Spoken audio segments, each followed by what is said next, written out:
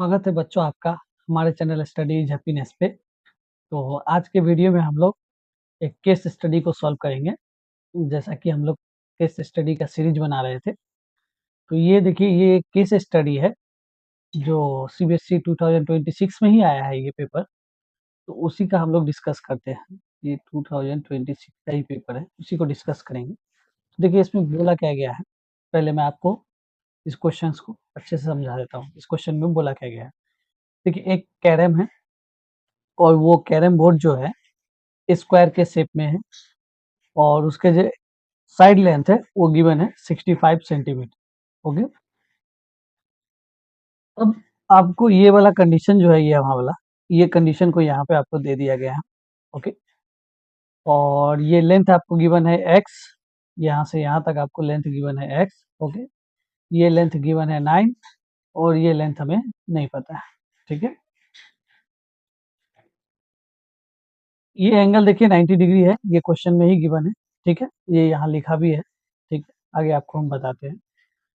तो ये सारे इंफॉर्मेशन गिवन है क्वेश्चन में और इस इंफॉर्मेशन के बेसिस पे हमसे कुछ क्वेश्चन पूछे गए हैं जिसका आंसर हमें करना है।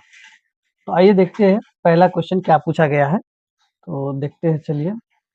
First question is based on the above information answer the following question।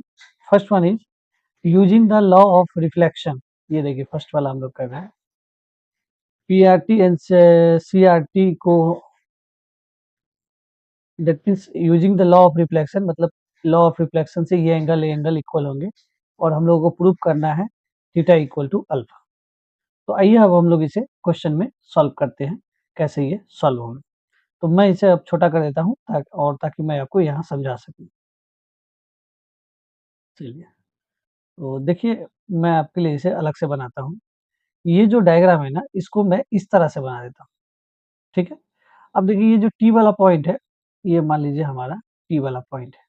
Okay, और यहाँ पे एक पॉइंट है पी और ये एक पॉइंट है सी, ये सी पॉइंट है। देखिए हम लोगों को दिया गया है कि ये एंगल और ये एंगल इक्वल है और लॉ ऑफ रिफ्लेक्शन जानते ही हैं आप लोग। लॉ ऑफ रिफ्लेक्शन क्या होता है, अगर कोई रिफ्लेक्टिंग सरफेस है, ओके, और उसके ऊपर आप एक नॉर्मल ड्रॉ करते हैं, तो जो इंसिडेंट रे होता है, डेट मीन्स ये इसके साथ जो एंगल बनाता है इसे इंसिडेंट एंगल बोलते हैं। ये जो होता है ऑलवेज इक्वल होता है किसके, रिफ्लेक्टेड रे के इक्वल होता है। ये तो आप लोग जानते हैं, फिजिक्स में पढ़े होंगे लाइट चैप्टर में। और ऐसे भी हम लोग क्वेश्चन में दे दिया गया है कि P और ये जो पॉइंट है इसका नाम है R। क्वेश्चन में गिवन है PRT is equal to CRT, ये गिवन है। ये कहाँ से आया है, लॉ ऑफ रिफ्लेक्शन से आया है। ओके, और हम लोगों को प्रूव करना है ये वाला एंगल, देखिए ये है अल्फा। ठीक है, ये वाला एंगल का बात करें हम लोग, और ये है थीटा। तो ये रहा हमारे पास थीटा। हम लोगों को प्रूव करना है alpha is equal to theta. कैसे प्रूव करेंगे, तो देख लीजिए यहाँ पे मैं इसका नाम दे देता हूँ। चलिए सपोज अगर ये दोनों तो इक्वल ही है, तो लेट्स से कि हम लोग इसका नाम क्या दे दें, इस दोनों के लिए हम लोग यहाँ पे इसको लेट्स से कि वैल्यू इसका x है। x नहीं लीजिए, x वेरिएबल पहले से यूज है। लेट्स से ये i है। ओके, सो ये एंगल i है तो ये एंगल भी i होगा, ये क्वेश्चन में गिवन है। अब आप देखिए अगर ये नॉर्मल है, ये t जो है नॉर्मल है, तो ये एंगल और ये एंगल दोनों का दोनों 90 होना चाहिए। तो 90 होना चाहिए, डेट मीन्स आप क्या बोलेंगे, एंगल यहाँ से इसका नाम बोलेंगे तो टी आर। अब देखिए ये रहा टी आर क्यू या ए ले सकते हैं, टी आर क्यू, ये जो होगा T R B, T R B दोनों इक्वल होगा। क्यों होगा, इच 90 डिग्री। तो पहला तो आपको समझ में आ गया। अब देखिए टी आर क्यू को क्या लिख सकते हैं, ये देखिए टी आर क्यू, इसको क्या लिख सकते हैं, this angle plus this angle लिख सकते हैं। इसे आपने क्या माना है, आई माना है, और ये क्या है, वैल्यू अल्फा है। तो यहाँ से क्या लिखेंगे हम लोग, आई प्लस अल्फा। अब टी आर बी देखिए, ये रहा टी, ये रहा आर और ये रहा बी। तो यहाँ से देखिए ये angle by law of reflection ये एंगल आई था तो ये भी आई है, और ये क्या है, थीटा है, तो यहाँ से क्या बोलेंगे I plus theta, both side I cancel हो जाएगा, तो यहाँ से अल्फा इक्वल टू क्या हो जाएगा, थीटा। तो जो हमारा पहला वाला था फर्स्ट वन वो तो हमारा प्रूफ हो गया।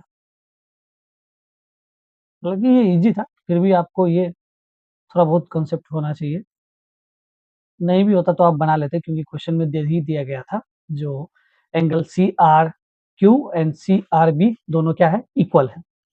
अब हम लोग सेकंड पार्ट की तरफ बढ़ते हैं और देखते हैं सेकंड पार्ट में हमसे क्या पूछा जा रहा है। तो देखिए ये रहा हमारा क्वेश्चन। सेकंड में आपको प्रूफ क्या करने बोला है, proof P Q R and C B R given that P Q is perpendicular to A B. ये देखिए इसको हम लोग को सिमिलर प्रूफ करना है, किसे, सेकंड वाले को मैं यहाँ पे लिख लेता हूँ, पहले इसे हटा देते हैं। Angle P Q R similar to triangle C B R, ये नंबर 2 में हम लोगों को प्रूव करना है। अब इसे प्रूव कैसे करेंगे, फिर से हम लोग डायग्राम को देखते हैं। तो आइए डायग्राम को देखिए। देखिए आपको यहाँ पे अच्छे से गिवन है कि पी क्यू जो है वो परपेंडिकुलर है इस लाइन के ऊपर, ये पी क्यू जो है इस लाइन के ऊपर परपेंडिकुलर है, तो ये तो 90 होगा। तो यहाँ ऐसे भी डायग्राम में बनाया हुआ है ये 90 डिग्री। तो देखिए ये ट्राइंगल को देखिए सी आर, या ऐसे बोल सकते हैं आप सी बी आर ये ट्राइंगल, और यहाँ से देखेंगे तो पी क्यू आर ये ट्राइंगल। अगर इस दोनों ट्राइंगल में देखेंगे ये वाला एंगल तो दोनों में क्या है, 90 है। और थोड़ी देर पहले आपने ये प्रूव किया कि ये अल्फा जो है और थीटा जो है दोनों इक्वल है। तो बाय एंगल एंगल सिमिलरिटी हम लोग इसे तो आराम से इजीली लिख सकते हैं कि दोनों क्या होगा, सिमिलर ट्रायंगल होगा। देखिए यहाँ से क्या लिखेंगे, in triangle P Q R and triangle C B R, okay, alpha equal to theta, direct short में लिख लेते हैं। और ये एंगल का नाम देखिए, आपको मैं यहाँ से दिखाता हूँ, ये एंगल का नाम देखिए तो ये क्या होगा, P Q R is equal to, इसे क्या बोलेंगे, C B R, C B R. ये क्यों इक्वल होंगे, क्योंकि दोनों क्या है, इच 90 डिग्री। और ये क्यों इक्वल है, इसे तो आप लोगों ने प्रूव कर चुके हैं, प्रूफ ऑलरेडी हो गया। अब इसका यूज करके आप क्या कर सकते हैं, इसे आराम से लिख सकते हैं, therefore triangle P Q R is similar to triangle C B R by angle angle rule. देखिए हमारा फर्स्ट हो गया, सेकंड भी हो गया। अब चलते हैं थर्ड वाले पार्ट में, जिसमें हमें वेरिएबल कुछ गिवन है एक्स और उस एक्स का वैल्यू फाइंड आउट करना है। तो चलिए पहले थर्ड वाले पार्ट को देख लेते क्या है, पूछा क्या गया हमसे। तो देखिए find the value of x using the similarity of triangle. अब ये दोनों ट्रायंगल को सिमिलर प्रूव कर चुके हैं, अब इसी का यूज करके हम लोग क्या करेंगे, एक्स का वैल्यू फाइंड आउट करेंगे। देखिए यहाँ से आपने प्रूव कर दिया ये ट्रायंगल और ये ट्रायंगल दोनों सिमिलर है। सिमिलर ट्रायंगल का क्या कंडीशन होता है कि उनके जो साइड के रेशियो होते हैं वो इक्वल्स होते हैं, प्रोपोर्शनल होते हैं। तो हम लोग क्या करेंगे ना, देख लीजिए, सबसे पहले हम लोगों को ये साइड का जरूरत होगा क्योंकि ये ट्रायंगल का पार्ट है, इसका वैल्यू तो हम लोग जानते नहीं है, और ये ट्रायंगल का पार्ट है, इसका वैल्यू तो एक्स है। ये जो वैल्यू है ये 65 है, ये जो वैल्यू है ये 35 है। बचा अब हमारे पास एक ही पार्ट जिसका हम लोगों को वैल्यू निकालना पड़ेगा, वो ये वाला। तो देखिए ये कैसे निकालेंगे, ये टोटल है आपके पास 65, ओके, चलिए 65, ये यहाँ से यहाँ तक का लेंथ जो है ये 9 है, तो इसे हटा दीजिए, ये गिवन है 9 है। और ये यहाँ से ऊपर तक का लेंथ जो है ये क्या है, एक्स है, इसे भी हटा दीजिए। तो देखिए कैसे होगा, टोटल था 65, उसमें से पहले आपने ये 9 माइनस किया, फिर ये x माइनस किया, तो बचा हुआ लेंथ जो है ये आपका ये वाला एरिया है। समझ में आई कि नहीं। तो ये एरिया आप जब इसे माइनस करेंगे तो माइनस करने से हमारा कितना हो जाएगा, ये हो जाएगा 56 माइनस एक्स, ओके, ये वाला एरिया। तो अब हम लोग क्या करते हैं, इसे पहले लिख लेते हैं। तो देखिए ये वाला जो ये है एरिया 56 माइनस एक्स। तो देखिए ये दोनों ट्रायंगल सिमिलर है, तो सिमिलरिटी सिमिलर है, तो बाय सिमिलर ट्रायंगल में कोरस्पॉन्डिंग साइड का रेशियो इक्वल होगा, तो यहाँ से हम लोग क्या करेंगे, ये रेशियो लेते हैं पी क्यू और क्यू आर। तो देखिए यहाँ से आई थिंक थोड़ा जगह चाहिए हम लोगों को, चलिए यहाँ सॉल्व कर लेते हैं, या आप लोग रुक जाइए, मैं इसे क्लियर कर लेता हूँ। ओके, देखिए अब हम लोगों ने इसे यहाँ पे लिख लिया है ताकि हमें स्पेस अच्छे से मिल जाए। पहले प्रॉब्लम हो रहा था, ताकि आपको मैं डायग्राम भी दिखा सकूँ और यहाँ से सॉल्व। ये तो हम लोगों ने सेकंड वाले में प्रूव कर लिया था। अब यहाँ से जब रेशियो लिखेंगे तो पहले आप डायग्राम में एक देख के लिख लीजिए पहले वाले में। तो यहाँ क्या बोलेंगे, पी क्यू डिवाइडेड बाय ये वाला जो साइड है ये क्या है, क्यू आर है। अब यहाँ से देखिए फर्स्ट और सेकंड को सिलेक्ट किया है पी क्यू, तो यहाँ से क्या आएगा, ये सी बी। ओके, और क्यू आर के लिए आपने सेकंड एंड थर्ड को सिलेक्ट किया, तो यहाँ से क्या आएगा, बी आर। डन। अब देखिए सबका वैल्यू है आपके पास, पी क्यू कितना है आपके पास 35, क्यू आर का वैल्यू क्या है 56 minus X, C B, C B का वैल्यू देखिए ये रहा 65, ये होगा 65, डी आर का वैल्यू एक्स। इसे पहले 5 के टेबल में काट लीजिए 7 टाइम में, और ये 13 टाइम में, क्रॉस मल्टीप्लाई कर लेते हैं, तो ये हो जाएगा 7x, और इसे मल्टीप्लाई करेंगे तो 13 इंटू 56 माइनस, ये तो 7x सबके हैं, ये हो जाएगा 13 इंटू 56, और ये माइनस 13x। जब इसे आप इधर लेके आएंगे तो ये प्लस हो जाएगा, तो 7x plus 13x equal to 13 into 56, ये तो 20x हो जाएगा ऐड करेंगे तो, और ये 56, इसे कैंसिल, अब यहाँ पे कैंसिल करते हैं, 2 से कैंसिल करेंगे तो ये कितना हो जाएगा 10x, और यहाँ जब 2 से कैंसिल करेंगे तो कितना हो जाएगा 28। अब क्या कीजिए आप लोग इसे, एक मिनट रुक जाइए,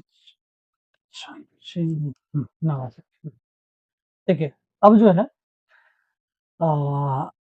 मल्टीप्लाई कर लीजिए सिंपल इसे, ठीक है। तो जब इसे हम लोग मल्टीप्लाई करेंगे तो देखिए 28 इंटू 13, 24 6 7 8 88 4 360, ये देखिए कितना हो जाएगा 364। अब 10 से बहुत साइड डिवाइड कीजिए तो ये तो x हो जाएगा, और जब इसे 364 को 10 से डिवाइड करेंगे तो ये कितना आएगा 36.4, और देख लीजिए वैल्यू किस में है, सेंटीमीटर में है, तो ये भी क्या आएगा सेंटीमीटर। देखिए ये जो हमारा x था जिसका वैल्यू हम लोगों को निकालने बोला था, तो x का वैल्यू कितना आया 36.4 आया। ओके, तो यहाँ हमारा थर्ड वाला पार्ट भी क्या हो जाता है, सॉल्व हो जाता है। ठीक है, पहले इसे अरेंज कर लेते हैं, उसके बाद फोर्थ वाले को डिस्कस करते हैं। ओके, तो देखिए नंबर फोर्थ वाले में हमसे क्या पूछा गया है उसको सॉल्व करते हैं। तो देखिए नंबर फोर्थ में गिवन है area of triangle P Q R. Okay, ये एरिया लिख सकते हैं, and area of triangle C B R is equal to P Q square, और ये है सी बी स्क्वायर। ठीक है, और हमें यहाँ भी किसका वैल्यू निकालने बोला है, फाइंड एक्स, एक्स का वैल्यू कितना हो। ठीक है, कैसे बनाएंगे, देखिए एरिया निकालना है ना आपको, किस ट्रायंगल का एरिया निकालना है, ये ट्रायंगल का एरिया निकालना। ओके, तो कैसे एरिया निकालेंगे, ये देखिए यहाँ अगर आपको 90 डिग्री गिवन है तो ये राइट एंगल ट्रायंगल है, तो इसमें क्या कीजिए हाफ बेस इंटू हाइट का फॉर्मूला लगा के इसका एरिया निकाल लीजिए। सिमिलरली इसको देखेंगे तो ये भी यहाँ पे देखिए ये 90 डिग्री है, तो इसमें भी हाफ बेस इंटू हाइट करके इसका एरिया निकाल लेंगे। तो आइए चलिए हम लोग फॉर्मूला को अप्लाई करते हैं। तो पी क्यू आर के लिए क्या लिखेंगे, हाफ बेस ले लीजिए, बेस सेलेक्ट कर लीजिए, आप किसी को भी सिलेक्ट कर सकते हैं। चलिए मैं इसको लिखता हूँ P Q into Q R, तो पहले वाले ट्राइंगल का एरिया हो गया। अब सेकेंड वाले को देखिए तो ये कितना हो जाएगा हाफ, इसका बेस भी कुछ भी ले सकते हैं आप, बी सी, जनरली बेस जो होना चाहिए लॉन्गेस्ट, लॉन्गेस्ट होता है, मतलब लार्जेस्ट को बेस ले, ऐसा कोई रूल नहीं है, फिर भी आप, चलिए छोड़िए उससे, यहाँ डिस्कस नहीं करेंगे। C B equal to B R. Okay, so now P Q equal to C B square.